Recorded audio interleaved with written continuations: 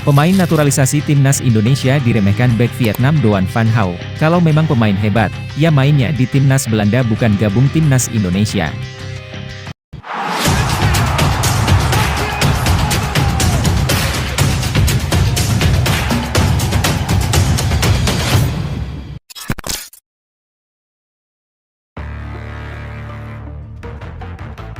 Tensi semakin memanas jelang duel sengit antara timnas Indonesia versus timnas Vietnam dalam lanjutan kualifikasi Piala Dunia 2026 zona Asia.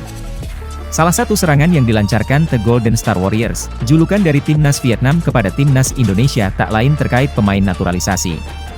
Pada laga timnas Indonesia versus timnas Vietnam, Shin Tae-yong memanggil 11 pemain naturalisasi untuk memperkuat skuad Garuda. Sayangnya, Tom Hai dan Ragnar Oratmangun terancam batal debut karena proses naturalisasi yang mundur, dan diperkirakan baru bisa menjalani debutnya di pertandingan kedua melawan timnas Vietnam.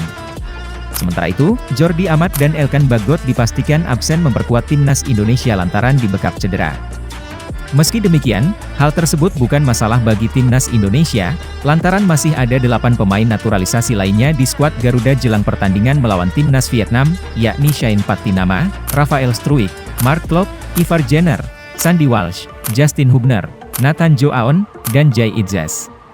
Di sisi lain, timnas Vietnam yang tengah didera krisis cedera akan bermain tanpa diperkuat beberapa pilar pentingnya di laga melawan timnas Indonesia. Untuk pertama kali dalam sejarah, timnas Indonesia punya harga skuad yang lebih tinggi ketimbang timnas Vietnam. Situasi ini lantas tak membuat timnas Vietnam merasa minder dan takut. Justru sebaliknya, bek timnas Vietnam yang terkenal kasar saat bermain, yakni Doan Van Hau, menilai kualitas pemain-pemain naturalisasi timnas Indonesia ada di level yang tak terlalu bagus, dan hanya selevel Asia Tenggara, sehingga timnas Vietnam tak perlu takut.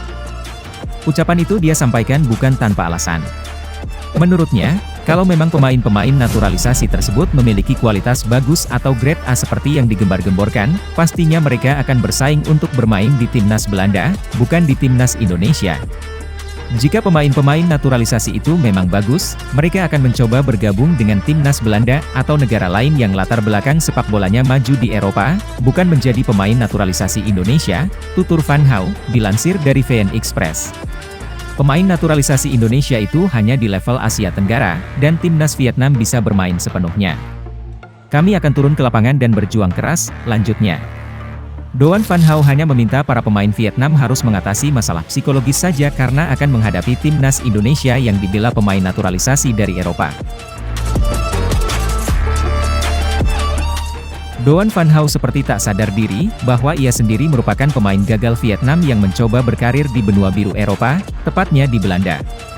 Tepatnya di September 2019 lalu, saat ia dipinjamkan klubnya Hanoi FC ke SC Heerenveen hingga Juni 2020, namun sayang karirnya berakhir buruk, yang tak sesuai ekspektasi dan omon-omonnya. Van Hau hanya diberikan kesempatan sekali bermain di Piala Liga, dan tak satu pun menit bermain ia rasakan di Eredivisie, atau kasta tertinggi Liga Belanda. Pemain berusia 24 tahun itu pun akhirnya pulang kampung dari perantauan yang gagal ke Vietnam, dan kembali membela Hanoi FC sebelum gabung Chan FC di awal 2023 dan menderita cedera hingga saat ini. Karena cedera itu juga Van Hau absen ketika Vietnam kalah dari Indonesia di Piala Asia 2023 lalu.